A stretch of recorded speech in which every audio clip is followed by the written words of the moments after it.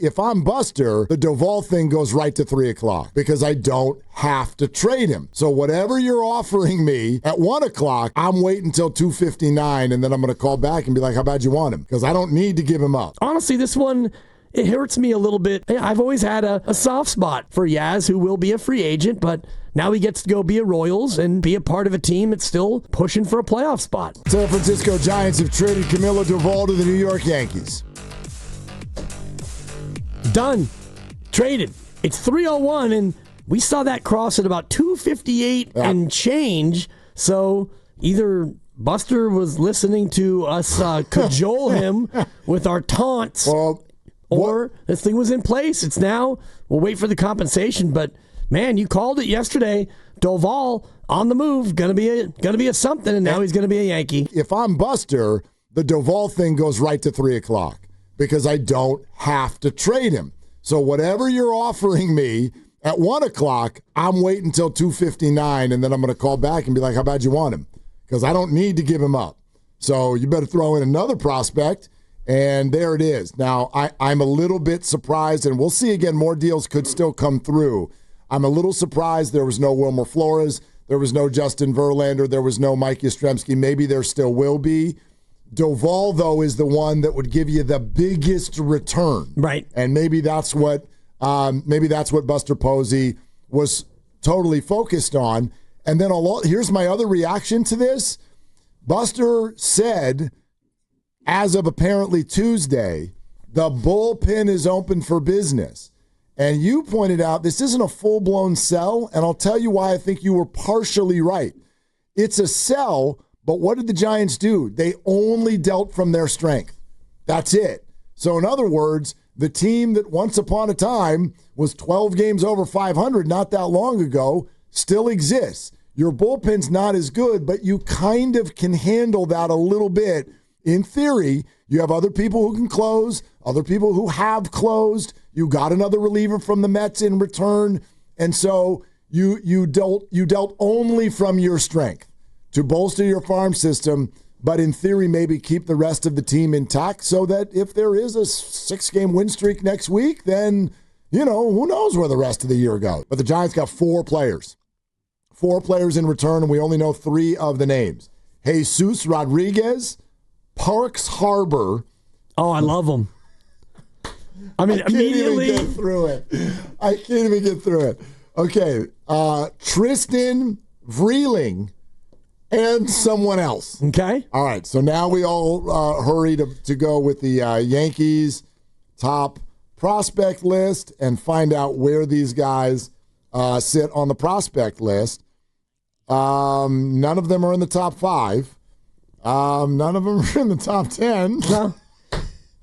Parks Harber, a Georgia kid.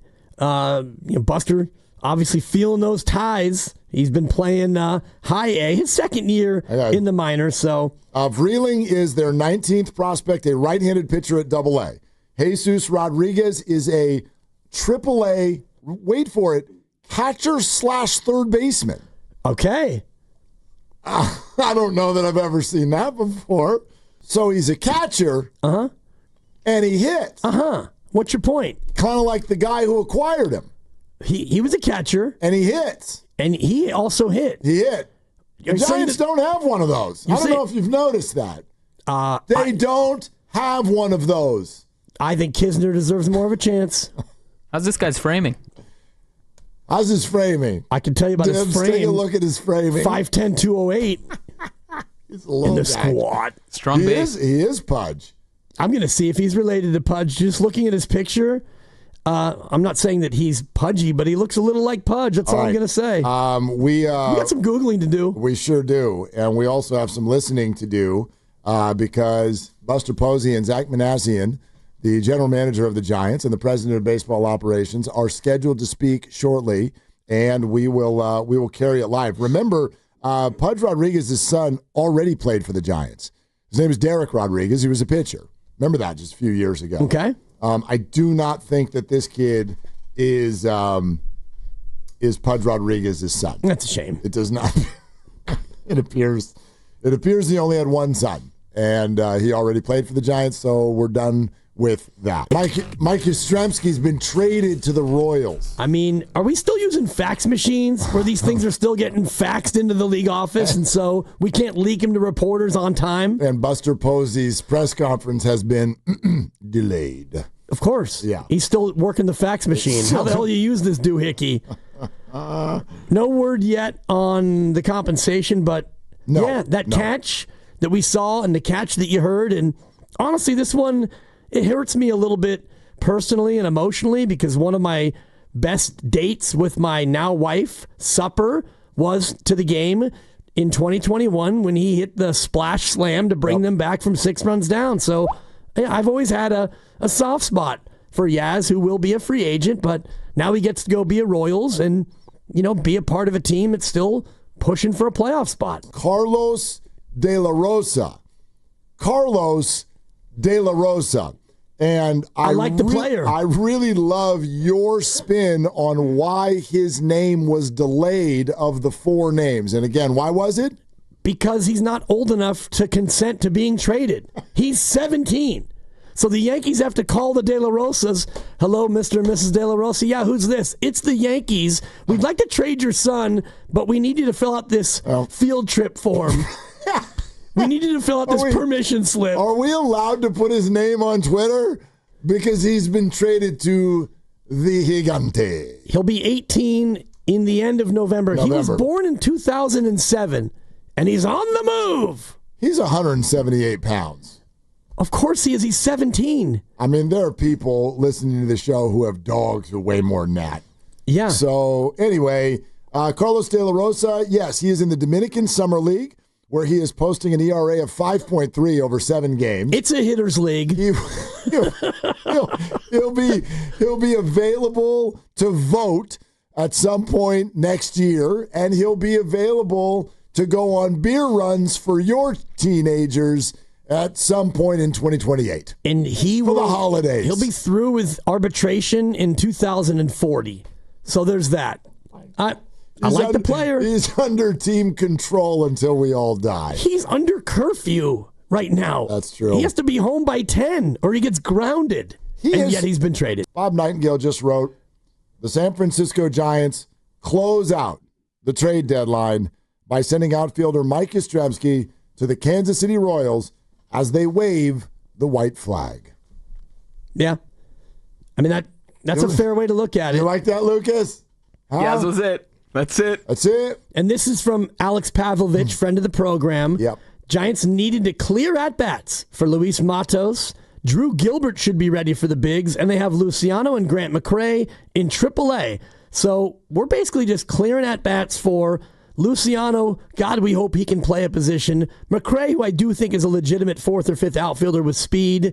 Drew Gilbert should be ready, and now we get Matos. So that basically tells you what they're looking to do. They're looking to have a little look-see at these 4 players and others. Yep. Which doesn't feel like a drive for the pennant. No. Right? I mean, that kind of speaks to the white flag nature. Your best outfielder, your closer, and your 3rd best reliever on the move for a couple, maybe ready-made big leaguers. So, yeah, turns out you were right yesterday. I pushed back on the portrayal of this being a sell, but now after these other 2 deals today, you're right. It's a sell. These 3 guys who are on their way out, particularly 2 of them, I want to put Camilo Doval over here for just a second, and then we'll get to him. Mike Yastrzemski and Tyler Rogers represent some of the best stuff that sports has to offer. And here's what I mean by that. These 2, Mike Yastrzemski is not a great player. He's not a great player, but he was a good Giant. And he was plucked from the Baltimore Orioles farm system already into his late 20s. Like most guys, and I don't know if maybe his baseball family history had anything to do with this, but a lot of guys, when you're in the minors that long, you give up. You give up. But he didn't, and he made a major league career out of this. Tyler Rogers, and we know this, he's told this story before, Tyler Rogers was literally days away from becoming a firefighter. He was about to give up on Major League Baseball, and he spoke to his wife, and they talked about maybe going to change things up a little bit and let's go be a firefighter. And it was the end of another season in the minors and it just wasn't quite working out. And then he got called up. And everyone's like, who is this crazy? He almost touches the ground when he throws. What the hell's going on there? And years later, he's been in the Giants bullpen for almost as long as Logan Webb has been starting for this team. And he was an incredibly consistent late inning reliever who came within the breath this year of being on the All-Star team. That's awesome. That's awesome. He was a really good Giant. And Yaz was a good Giant. Were they great players? I wouldn't give them that word, but baseball is unique in that you put people in pro ball and most of them still never get all the way to the top. And both of these guys were literally moments away from giving up in their career, and they ended up having now lengthy major league careers where other teams decided they really wanted them to go on stretch runs. I think that's pretty cool, and so I want to give a salute to both Tyler Rogers and Mike Yastrzemski and Camilo Doval, but a different one to Doval, which we'll do in a second. But I want to give a salute to these players as they make their way to different organizations.